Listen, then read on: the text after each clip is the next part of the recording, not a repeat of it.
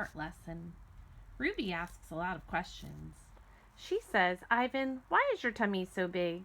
And have you ever seen a green giraffe? And can you get me one of those pink clouds that the humans are eating?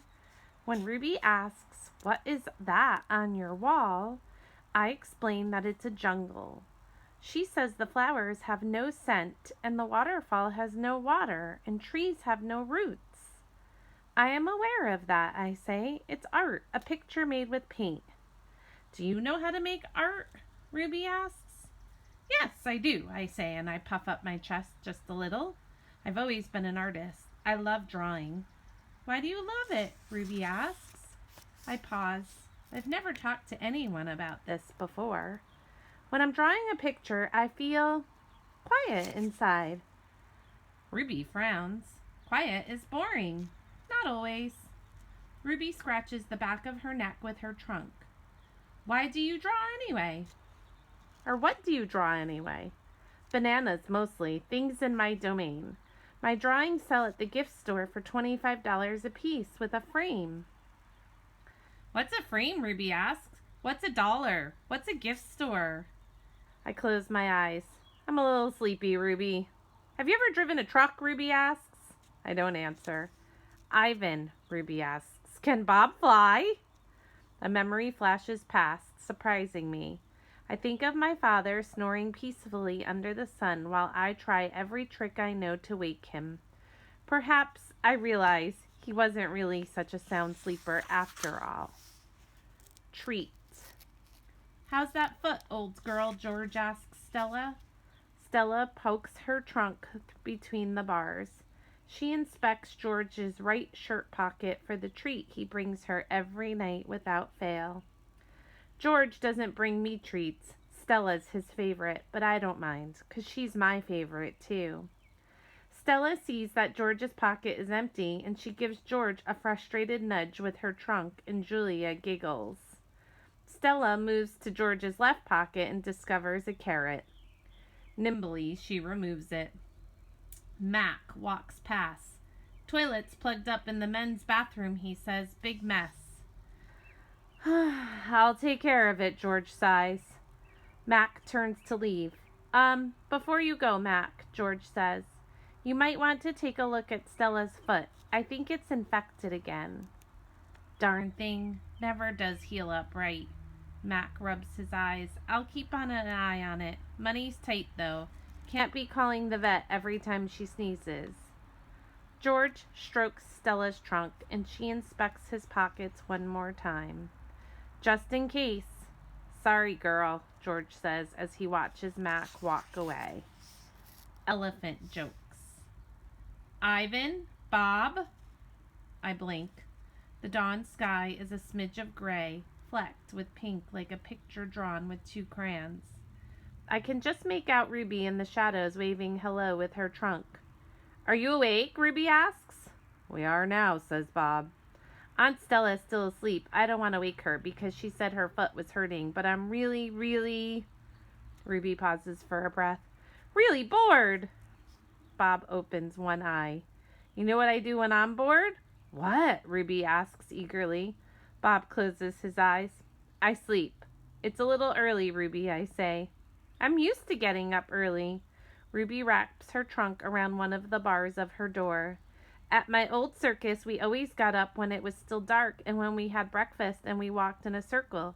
And then they chained my feet up, and that really hurt. Ruby falls silent, and instantly Bob is snoring.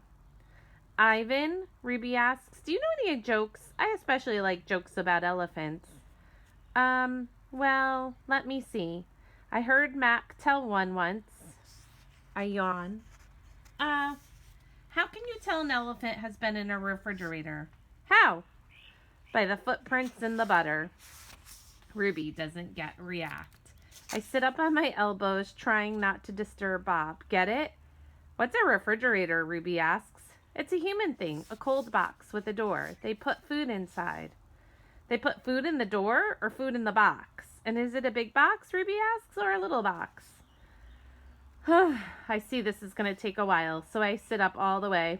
Bob slides off, grumbling.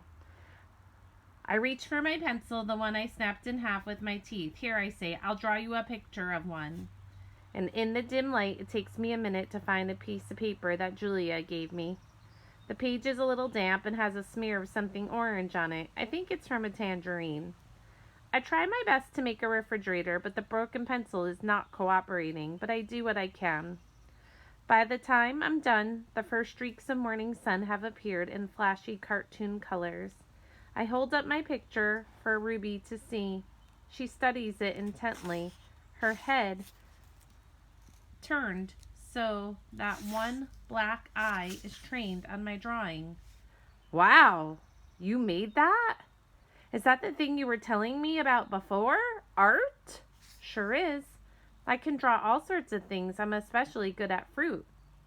Can you draw a banana right now, Ruby asks. Absolutely. I turn the paper over and sketch. Wow, Ruby says again in an odd voice when I hold up the page.